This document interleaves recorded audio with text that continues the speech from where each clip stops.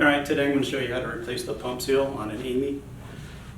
First of all and foremost, you're going to need a really good pair of snap ring pliers. The snap rings are 23 millimeter and it's a very, very tight fit in there. You're going to need a Torx T27, a 3 millimeter Allen, and a 1/8 Allen wrench. So first, on the back of the boat, you're going to want to remove the 3 retaining screws that hold the shroud on. That's the 3 millimeter.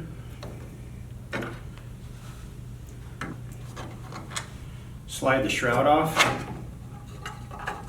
and that's going to expose the steering nozzle. You can leave it on. Once the bolts are removed, you can twist it off.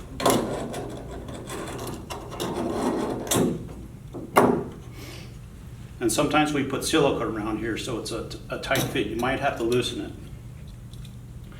With that removed, you can remove the push rods. And keep in mind, I would keep them left and right because they're different lengths, because not all the servos are clocked the same. This is exaggerated for the video. Okay, with that, you're going to move to the inside of the boat. Loosen the 4 T27s that hold the motor, and you can slide them back. The couplers will become disengaged. So this will stay on the shaft, and you can slide these back once the bolts are loosened. Now you're going to use the 1/8 T handle. Loosen the set screw, and then you can slide it off the shaft. Okay, with the coupler removed and the back shroud removed, you should be able to push the shaft out, exposing the snap ring. Now you're going to need the snap ring pliers, and this is a very, very tight fit because of the way we machined it.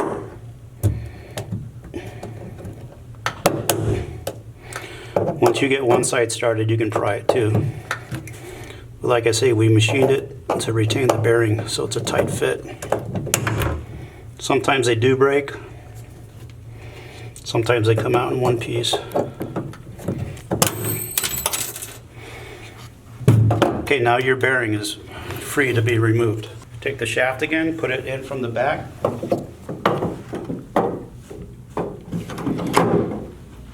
And now you're going to push the bearing out like that. Remove the bearing, push and now you can see the seal. Some pumps have 2 seals.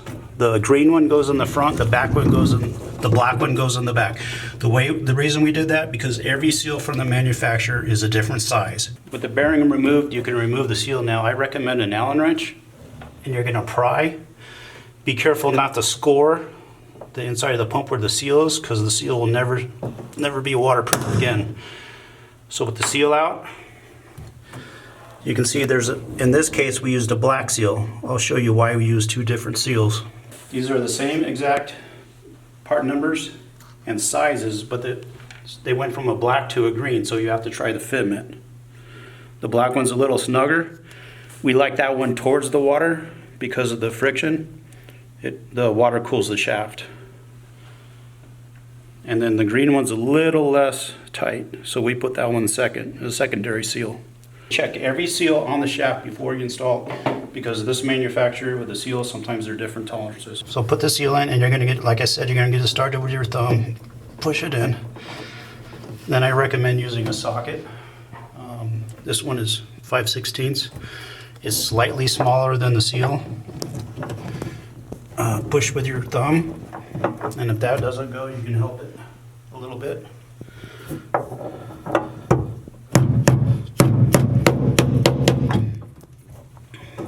So you can see where there's a little bit of lip still showing on the pump. That means the seal is seated all the way. Just slide the bearing back in, and I spin it to make sure the inside race isn't touching the seal. You can see it spinning freely. Okay, the clearance is so tight, this is actually a tip. You can actually file this portion down just a little bit. Make sure not to get into the eyes. I'll show you why when you compress.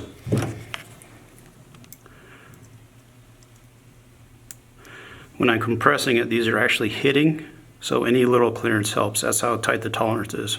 The snap rings are directional. If you notice, this is kind of smooth and tapered, and this is flat. You want the flat side out to catch in the groove.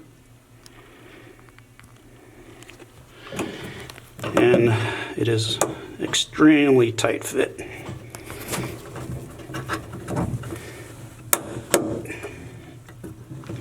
So if you see I started one side, that side's in, then you can use either a small tool or a snap ring plier to push it. You can sometimes use a socket to force it the rest of the way.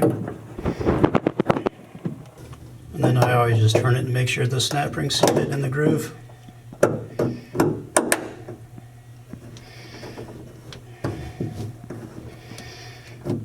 And then I always expand it with the snap ring pliers to make sure it's in the groove. Next, we're going to install the shaft. Make sure you put a lot of grease on, marine grease, any kind of grease you have, because that's a new seal.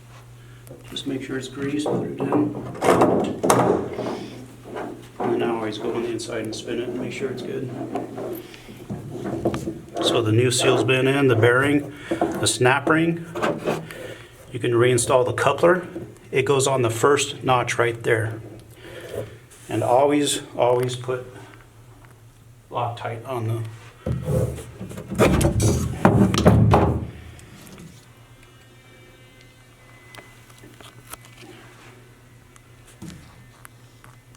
just a little bit of Loctite.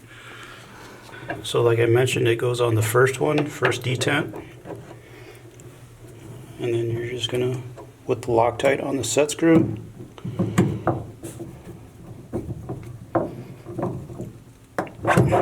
okay. So now you're just going to reinstall the outlet nozzle and the steering. Make sure that order was correct.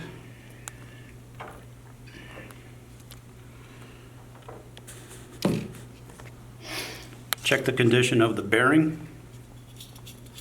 And you're going to look, the water inlet is lined up with this. We can put the nozzle in, we run silicone around it just to make it a waterproof seal. Go on the outside of the inlet for the cooling so you don't block it.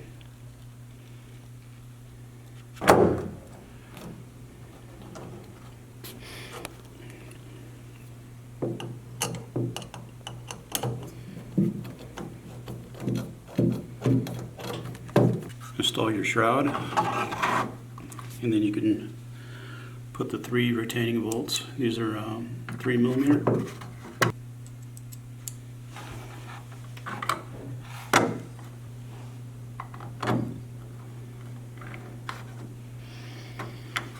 All right.